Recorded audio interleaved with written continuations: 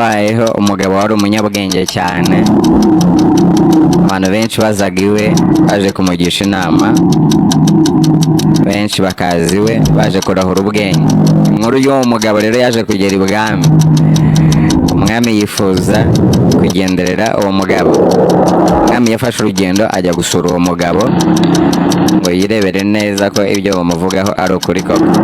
Ageze iwe yahasanze urujya n'uruza rw'abantu babaga banyuranamo baje kurahura ubwenge. Umwami nawe yakiriwe n'uwo mugabo w'umunyabwenge. Mu gihe gito bamaranye baganira, umwami yahise yunguka igitekerezo, asaba uwo mugabo ko yamujyana ibwami, amubwira ko ubwenge bwe bwagirira umumaro igihugu cyose. Umwami yaramusabye ati, ukwiye kuza ibwami ukaba umwe mu baminisitiri banjye, ndetse ukaba n'umujyanama wanjye wihariye. Umunyabwenge nkawe akwiriye kuba ibwami. Wa mugabo w'umunyabwenge yabwiye umwami ati, nibyo rwose ntacyo bintu nkwaye, ariko kugira ngo nzi ibwami byasaba ko nsezeranya ikintu kimwe gusa. Umwami ati, mbwira nta kibazo. Umugabo ati, ubwo nzaba ngeze ibwami ndashaka ko uzampa icyumba cyanjye cyihariye, aho nzajya mpara isaha imwe ku munsi ndi muri icyo cyumba. Nta muntu uzaba wemerewe kwinjira muri icyo cyumba, yewe n'umwami ubwe ntazaba yemerewe kucyinjiramo. Nta n'umuntu uzaba wemerewe kumbaza iby'icyo cyumba. Umwami ati, ibyo nta kibazo kibirimo rwose, ibwami hari ibyumba byinshi, uzahitemo icyo ushaka. Ubundi se naba nshaka iki mu cyumba cyawe? Umwanzuro barawufashe. Wa mugabo w'umunyabwenge ajya ibwami, ndetse ahabwa buri kimwe cyose yifuzaga, ahabwa na cya cyumba yashakaga. Iminsi rero yaragiye irisunika, uko hajyaga kuba inama ikomeye, wa munyabwenge akabanza akajya muri cya cyumba, akamaramo isaha imwe akabona gusohoka, yasohokamo akabona kwinjira mu nama, agatanga ibitekerezo birenze ku buryo buri wese yabitangariraga. Uko ibihe bigenda bishira, niko uwo mugabo n'ubundi yakomezaga gusubiramo ibintu bimwe. Buri uko ashaka gutanga inama ku kintu runaka, wa munyabwenge yarabanzaga akajya muri cya cyumba akamaramo isaha imwe akabona gusohoka, yasohoka inama atanze zikaba ari inyamibwa. Uko ibihe rero bigenda bishira, niko umwami yarushagaho kugira amatsiko y'ibibera muri cya cyumba. Uko umwami arushaho kugira amatsiko, niko n'ibihuha byarushagaho gucicikana ibwami. Bamwe bati, wasanga uyu mugabo afitemo umuntu muri kiriya cyumba, wasanga ari imigenzo runaka ajya gukoreramo, uyu mugabo wasanga ari maneko w'abanzi bacu, n'ibindi byinshi bitandukanye. Ibihuha rero byakomeje kuvuza ubuhuha ibwami. Buri wese noneho yatangiye kwifuza kumenya ikiri muri cya cyumba, ariko kubera ko umugabo yahoraga yahafunze, akahafungura ariko agiye kwinjiramo bakabura uko barebamo. Umunsi umwe umwami yumvise atakomeza kubyihanganira, arangije abwira wa mugabo ati, ndashaka kureba muri kiriya cyumba cyawe. Umugabo ati, ariko uzirikana isezerano wampaye, niwica isezerano nanjye nzahita mva ibwami nigendera. Umwami yahisemo kurinda isezerano kubera ko atashaka kubura uwo mugabo. Yari umunyabwenge mu buryo bukomeye, inama yamuhaga nizo yahoraga akurikiza. Kandi kuva uwo mugabo yagera ibwami, ubwami bwateye imbere bidasanzwe, ndetse burangwa n'amahoro atarigeze burangwamo kuva bwabaho, byose babikesha ibitekerezo by'uwo mugabo. Nyuma y'igihe ariko abandi banyabwenge b'ibwami batangiye kugira inama umwami bati, kuki utakoresha igitsure ukamufunguza kiriya cyumba ku ngufu? Wabwirwa n'iki ko ibibera muri kiriya cyumba atari bibi ku bwami? Umwami yumvise ari ingingo, bigira inama yo kuzacunga uwo mugabo atarabutse gato, bakinjira ku ngufu muri cya cyumba. Umunsi umwe ubwo uwo mugabo w'umunyabwenge atari aho hafi, umwami yafashe umwanzuro wo kumena urugi rwa cya cyumba yinjiramo ari kumwe n'abambari be. Binjiyemo basanga mu cyumba nta kintu kirimo, nta ntebe, nta meza, nta kintu basanzemo. Noneho batangira kwibaza icyo wa mugabo abaje gukora muri cya cyumba. Icyumba kirimo busa. Gusa bakomeje kugenzura neza, barebye mu nguni z'icyumba bahabona umwenda ushaje uhamanitse.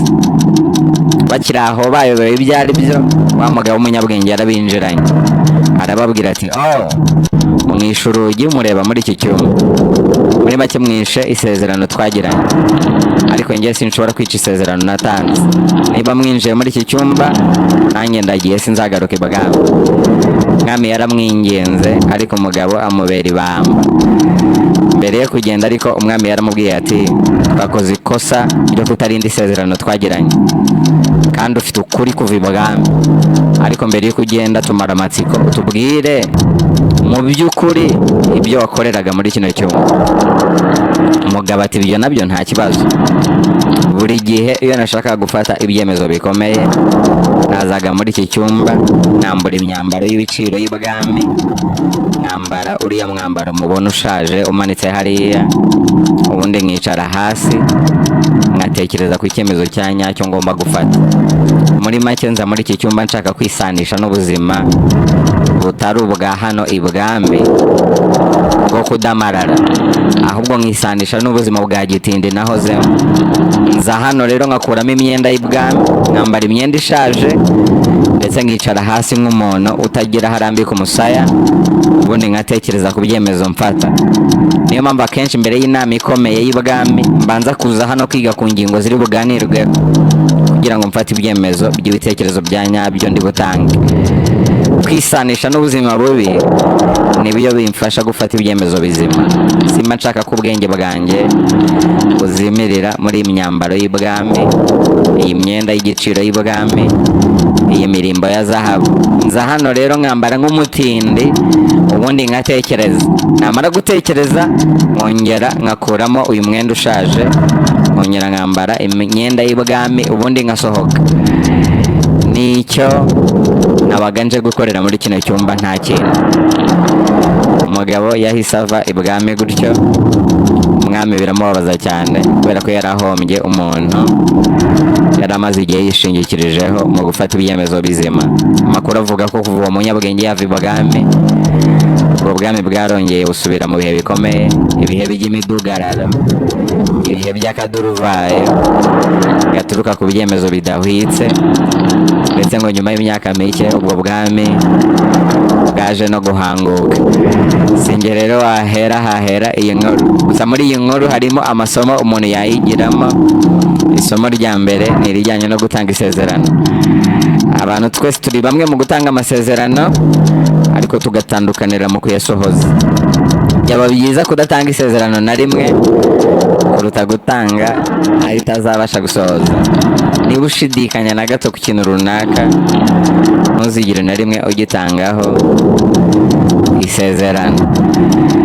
90% by'imitwaro ituremerera ituruka ku masezerano tutabasha gusohoza, cyangwa se gutanga amasezerano dushidikanya. Akenshi iyo mitwaro bikarangira ari nayo itugutuye, natwe tugahanguka nka buriya bwami. Irindi somo rinakomeye twakwigira muri iyi nkuru nuko ibyemezo byiza bifatwa igihe wiyambuye ibyubahiro byawe ukibuka isoko yawe. Urwego waba uriho rwose, mu gihe ugiye gufata icyemezo ujye wisanisha n'iyo waturutse, bizagufasha gufata ibyemezo bizima. Nk'uko umunyabwenge mbere yo gufata ibyemezo yabanzaga kwiyambura umwambaro w'ibwami, nawe nujya gufata umwanzuro ujye ubanza wisanishe n'isoko, isanishe na kure wavuye. Bizagufasha gufata ibyemezo bikugumisha mu bushorishori, kubera ko ibyemezo ufatiye mu mudamararo w'aho ugeze, mu mudamararo w'ibwami, nta kindi bigukorera uretse kugusubiza iyo waturutse. Muri make ibyemezo ufashe wisanishije na kure wavuye bikugumisha mu bushorishori, ariko ibyemezo ufashe wisanishije n'ubushorishori bigusubiza aho waturutse. Uri kumva icyo kintu? Ibyemezo ufashe wisanishije n'aho waturutse bikugumisha aho ugeze, bikugumisha mu bushorishori, ariko ibyemezo ufashe wisanishije n'aho ugeze, wisanishije n'ubushorishori gusa, bishobora kugusubiza iyo waturutse. Mbere rero yo gufata ibyemezo ujye ubanza urebe kure waturutse, wisanishe naho. Bizajya bigufasha gufata ibyemezo bikugumisha aho ugeze, cyangwa se biguteza indi ntambwe muri runo rugendo rw'ubuzima, nk'uko uriya munyabwenge yabikoraga.